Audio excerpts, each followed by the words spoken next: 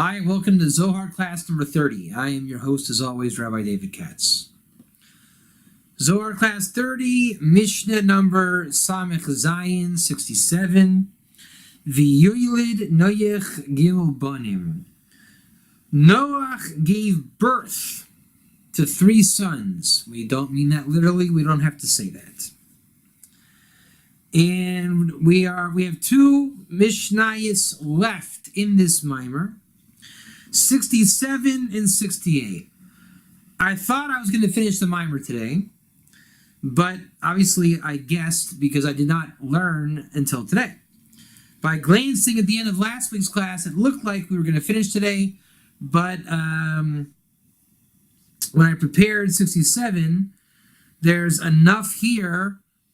Even if we had enough time to do 68, I want there to be a cliffhanger before we go to 68 from 67. I like 67 so much that I want it to be a thing by itself. So next week we will definitely do 68, and that will definitely finish the mimer. And then we go into mimer Din of the Gehenna, the mimer of the Din of Gehenna, starting with 69 and going to 74. So think about it, guys. We've done 3/4 of 100 Mishnayos at the end of the next mimer. That's not bad work at all. And I think we're going to finish all of Zohar Noach. There are 388. It might take us a while, but I think we should do it. I think we should really dedicate this slot, as we've been doing, to finishing this work, because it's that important. All right, and again, this is our first class with the green screen. I hope you enjoy the video. Big appreciation to Lars for helping out the Jerusalem background, that when you watch this video, you will be watching Jerusalem. And I will be experimenting with other backdrops. If anybody wants to donate a backdrop that you find to be a powerful component or addition to this class, our once-a-week live video recording, then feel free to make that contribution and point me to the download. I've played around with Matrix, different things, but we have a nice Jerusalem background. But if you find one that you like in high definition, we'll do it. Let's make this class as good as possible. So right now we have our Jerusalem background, and again, if you want to add to our arsenal and repertoire, that's on you. Read, translate, guess 67. But before I read, translate, guess 67, what is the lead-in from last week? Where do we leave off? That the Rasha doesn't get craftsmanship. He doesn't get makshava. He doesn't understand thought. When we say thought, he is a non-thinking human. He has no chokmah. He's not wisdom. He's not thinking. He doesn't have mentality. And this is most people in the world. There's no Ger Toshav today people, Torah B people, simple people. And I don't mean simple as most people use the term simple, because you can be simple and yet think. These are people that just don't think. So our good friend Sonia and I were talking earlier and about this very thing. And her daughter, as you probably see on Facebook, is a cellist. Is that how you say? I don't know if he's called a cellist, a celloist. And she was talking about whether you rent the cello or buy the cello. And if you rent, they give you a low-grade bow. And apparently, celloism, that's my own word, is bound up in the bow. Great bow would be a great craftsmanship article in the hands of a cellist. So when you go to rent, that's like low-grade. And they give you a low-grade bow. And if you ask them for an upgraded bow, they don't know what you're talking about. If you go to a master cello place, they understand high-grade, high craftsmanship bow. So I am not a celloist. I'm probably saying it wrong. It's cellist, but I'm going to call it celloist because I'm an ignoramus. But I understood what she was saying, because with my own wisdom that I have in my world, I can understand why the bow matters. Type of wood, is it aged wood, cultivated wood, treated wood, the hairs of the bow, right? Which animal, how you treat the hair. So we can imagine why there might be a $500 bow, a $50 bow, a $1,000 bow, Mozart's bow. I went from 0 to 100 in 10 minutes. And I am an expert celloist from now on. Now, you might think that's a bombastic statement, but let's look at the Metatron of it. The ignorant says there's no bow. Bows do not matter. Type 1. Bows don't matter.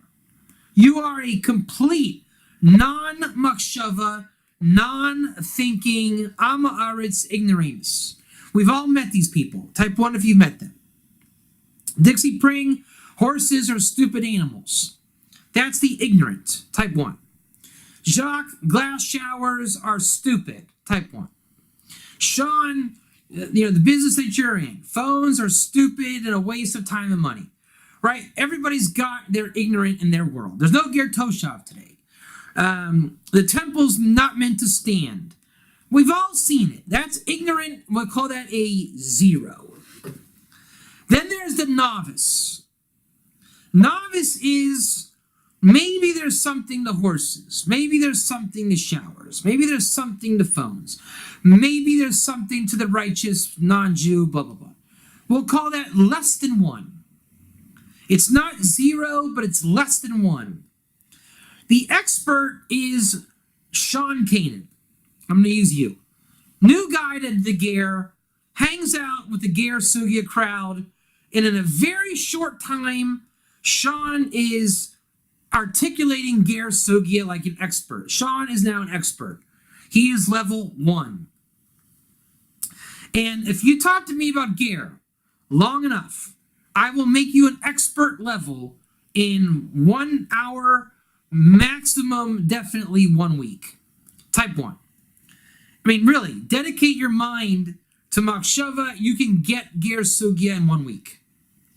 You are an expert.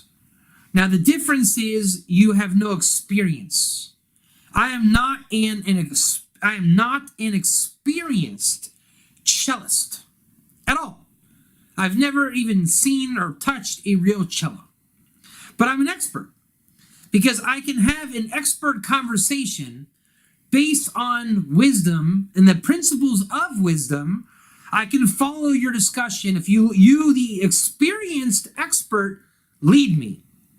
I can understand that there's a bow, a proper craftsmanship bow. I can follow along. And I can even teach it as a metaphor in my class. I cannot play the cello. I don't know how to hold a cello. I don't know where to buy a cello. That is from experience. I can understand a good shower. I don't know how to install a shower. I understand the concept of horseback riding. I have never ridden a horse. To give analogies of those present with us in class.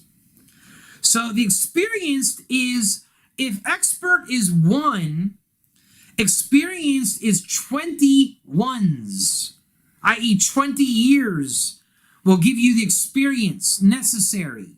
So it goes from 0 to less than 1 to 1 to 20. And then obviously 20 compounds. 20 becomes doubled to 40, 40 doubles to 80, and you've lived a whole life of horseback riding. And when you start at 20 and you master it, or no, you start at birth and you master it for your 80 years of your life, you become a life master. So if you're not that, then you have no craftsmanship and no thinking, and you are the 0 ignorant. So it goes from 0 to 80 with less than 1 and 1 in the middle. A lot of people are willing to be novices too many persist on ignorance, and not enough of us become an expert in anything. And again, don't conflate expert with experienced. I am not an experienced cellist. I am a guy who gave enough time to get it enough that I know there's something there. The people that are ignorant are who God made subject to the mabul. Noach was the craftsman that entered the teva. That is my notes on the run-in to read, translate, guess of 67. Now let's do read, translate, guess on 67. 3 times a day we make a remembrance to ease people's punishments, which is to say the time of 3 times a day of zivug union, of Zohar Nuk, as Mike would say, Zeranpin and Nukva, that are embedded in the 3 prayers. And the 3 prayers, as we know, are based on the 3 times of Beis Hamikdash offerings, as brought in the tractate Brachas. And no, prayer was not meant to replace the offerings. That's what the Christians say Jesus was meant to do. There will be a 3rd temple. There will be offerings. There will probably still be prayer, but the offerings will be the godly experience. V'lo od ela b'shash Yisrael oimrim amin yishmei rabba v'kol ram nase zivug l'mayla v'ash baruch hu mizmalo rachamim v'hu chas alakol. And not only that, in the time Israel says amin yishmei rabba, may the great name be blessed forever and ever and ever, with a elevated voice, it makes a holy union above, and God is filled with compassion, and he forgives all on everything. Now, that's where I'm going to stop for the time being in my read, translate, guess, and offer my commentary. In Jewish prayer, I'm going to close my book because it's bothering me. In Jewish prayer, which, as we say, exists 3 times a day, Shachris, Mincha, and Ma'ariv, morning, afternoon, and night. We pray. So in the morning, we put on tefillin and talis, make bruchas. We do karbanos. We talk about the offerings in the temple. We move into praising God. Eventually, we get to the blessings before the Shema, and then say the Shema, and then we say the Shemona Esrei, the 19 blessings, 18 that are really 19, and then we do other ceremonial things. Sometimes we read the Torah. Sometimes we, like Tachnun, we ask for forgiveness. And then we close out prayer. Mincha is accustomed to say Karbanos. We step into Shemona Esrei, do some other things, and then we close out with Aleinu. There's different versions, Sephardim, Ashkenazim. This is not an exhaustive class about what is prayer. In prayer, there is Iker. There's the Shema. There's blessings, Shemona Esrei, Aleinu, Karbanos, Tefillin, Talis. These are all Iker. Iker, individualized, compartmentalized things. Each thing can be focused on. Then there's something called the biblical command of prayer, which we fulfill rabbinically through the Shemona Esrei. Prayer is called avodas halev, service of the heart. Being aware of your thoughts that are from your heart, you have fulfilled the biblical obligation of prayer, and you only need to do that once a day. Rabbinic prayer is 3 times a day. You can make the argument that prayer is nothing more than a vessel and infrastructure for what is called Kaddish. Kaddish is the transitional Aramaic prayer uttered several times throughout the prayer ceremony. It starts off always the same. Yiskadal, Yiskadash, Shemei Rabbah. There's a classic song, like little niggin that I sing in, that I just did. Yiskadal, Yiskadash, Shemei Rabbah. That's how I do it. And everyone does it the same. Some people say it a little differently, but most people say that classic little dun dun dun dun dun dun dun dun. And then the chazan, the prayer leader, leads the Kaddish. And then there's a point in the middle of Kaddish that we all say, the congregation, Amen Yehei Shmei Rabbah V'Varach Le'olam Omeil Maya. It basically means, may God's great name be blessed forever and ever and ever. And the halacha is, we say it, as we say here in the Zohar, the Kol Ram, a high elevated voice. But in the halacha, you say it with I think it's called a kilos, or I can't remember the Aramaic term. You're supposed to shout it. But the term shout isn't just like an animal. You're not like that. You're supposed to do it like deep from your guts. So if I was in shul right now, you would not act like a lunatic and scream, Amen Yehei Shmei Rabbah. You would say it like this. Amen Yehei Shmei Rabbah V'Varach Le'olam Omeil Maya. Like breaking the walls. And when you do this, everybody says in the sugya, it's a sugya, that God tears the decrees in heaven. And this is what the Zohar is saying. We only come to shul. We only congregate to pray. Prayer makes union above, which forgives everything of sin. We only do this as an opportunity to make it happen from saying Amen Yehei Shmei Rabbah with a Kol Ram. You understand that concept? Meaning the temple, offerings, prayer, the avos, you name it. Everything exists as an opportunity to say Amen Yehei Shmei Rabbah. It's that powerful. Very powerful idea. And that's what makes the union. And that's what forgives the sin. That's the point. And this alludes to the angel whose name is Samriel, which is the same gematria as Armilus. Oh, wow, I just realized this. Wow. That's crazy. Not only is it the same gematria as Armilus. Wow, somebody's got to PM Russell this. I just noticed this now.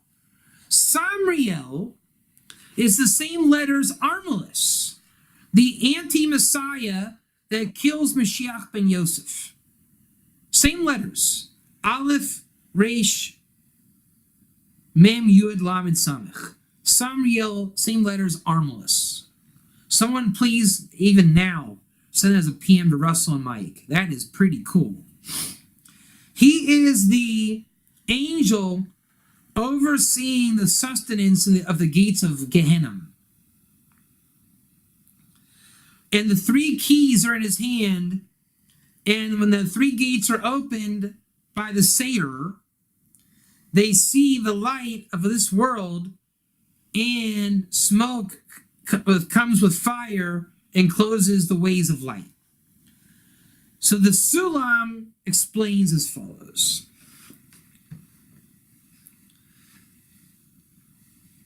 That we take the liberty to make union through prayer. And Zeranpin draws through the union light from the left side. In the secret of the left is under my head. And afterwards, the union is made with the right. But the rulership is already in the left. which hints at Samriel is Armilus, the governor of the sustenance of Gehenna, which is the left side, and the prayee opens three gates through speaking, uttering the prayers, particularly Amin Yishmei Rabbah. And the three gates are the three kav, right middle center, that is in the possession of the speaker. So obviously Noach with three sons is the speaker here, which is Zohar, making union with Nuke, which is the Teva. And the left has rulership, that from it come the powers of the speaker. So the speaker speaks the powers of the left into creation, which you could say Noah was praying, which brought the flood. That then it draws light of the left from above to below to this world. And the three times of prayer of union of Zohar and Nuke made in the three prayers is the light of the left that begins all Zivug. And therefore it's left, it reaches the Rishoyim that are in Gehenna. So when we pray and do good in this world, we are reaching the idiots of Gehenna first. And therefore, this sustenance is drawn out only in the moment of the beginning of the Zivug of Zohar and Nuke in order to reach Nukva. And at that time, the ways of light are made darkness. So just at the point of union is a time of utter darkness. So obviously, Gog v'Magog before Mashiach. So when we pray, we make union and we do all of the Mein Yehei Rabbah, which is the highest of the high, like through prayer, through the temple, through the offerings, to get the Mein Yehei Rabbah, to have this Armilus character block everything at the gates of Gehenna as the sustenance reaches the Rishoyim, which apparently they benefit from the light. That's why it's got to turn to darkness so that they don't get out of hand. And then obviously when you continue to pray and do divine service, then compassion is filled on the world, the good people, and the people in Gehenna are back in Gehenna. That is the Mishnah 67. 68 will explain further this process of drawing the light. And then we will finish the mimer, and then obviously 69 is the new mimer, which is the din of Gehenna, which makes sense. That we are talking about the people of this world, the idiots of this world, the good people of this world, and then ultimately the idiots in Gehenna. That's all I have for you. I hope you enjoyed Jerusalem behind me. I see it as a green screen, so do you. But when the new you, those that watch live or recorded, hopefully you will see a nice edited, beautiful shot of the Kotel. And again, if you'd like to sponsor a background, feel free. And we will have a repertoire and arsenal of videos, high definition, for this class, where we won't have to acknowledge a green screen anymore. Only doing that now to introduce the concept that we broke through, and hopefully you enjoy the video when you see it on the site. The site has moved servers. We are now fast. You should have a very fast time. I am encouraging you to get off of Facebook in terms of GSS's involvement. Look for a MailChimp announcement to come out whenever we have announcements. Sean, for you, the classes page is now called Classes and Schedule. The schedule has been updated. You can click on all the days of the week in the schedule to find out when class is. And again, the site is 100% fast and good now. And the only thing we're waiting on now is a redesign, which will not affect your user ability. and functionality. It'll only affect the gloss and slickness that we get a cheshik, a desire to share and spread and market the site. Otherwise, the site is finished. Thank God we did it. And we have our green screen and all is well in the world. So I hope you enjoy. The webinar is working good. No complaints. Scheduling is good. So again, let this be the first class where we put it all together. And we had a very good Zohar piece to facilitate that with. So enjoy your week. See you tomorrow for Mazel and Arizal. See you Thursday for Torah of Daniel at its new time, 7 p.m. Don't forget, Tuesday and Wednesday has been moved from 9:30 to 9. And that's all I have for you. And also Jacques Garrett class, Monday, Cape Town, 8 p.m. Israel time. Have a great week, and I'll see you tomorrow. Thank you. Yesher Koyach.